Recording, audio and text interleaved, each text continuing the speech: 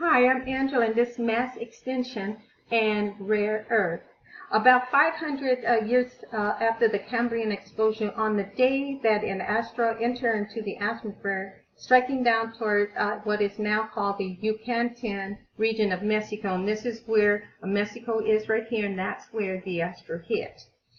65 million years ago, the asteroid size was 6 to 10 miles in diameter, and it entered into the Earth's atmosphere traveling 25,000 miles per hour. And because of that speed, it only took 10 seconds to pass through our atmosphere and then smash into our Earth crust.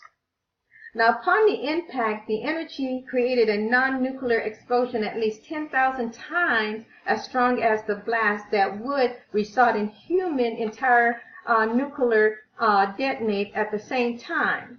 The asteroid hit the equatorial region of the shadow of the seas, then covered the Yucatan and created a crater larger than New Hampshire. The impact created great heat both on land and atmosphere. The shock heating of the atmosphere is significant to cause atmospheric oxygen and nitrogen to combine the oxide.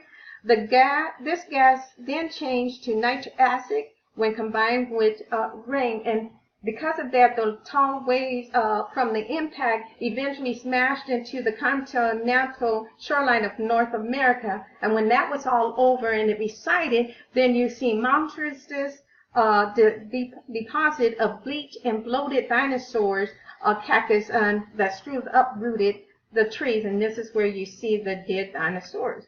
On every planet, sooner or later, planetary catastrophes can be expected that either seriously threaten or extent of animal life or wipe it out altogether. Earth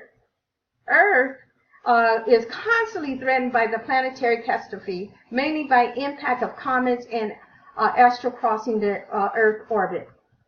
Now, Ward and Brownlee stated in their book that this process is critical to maintain diversity. Constant formation of new species is needed if diversity is to persist, but there is a relative high rate of species extinction in all groups of animal and higher plants. Since the Cambrian explosion, the engine driving this creation of new species have been causing diversity of complex life on Earth to increase, though long-term gain have been periodically and temporarily reversed by the various masks of extinction. These are my refuges. Thank you.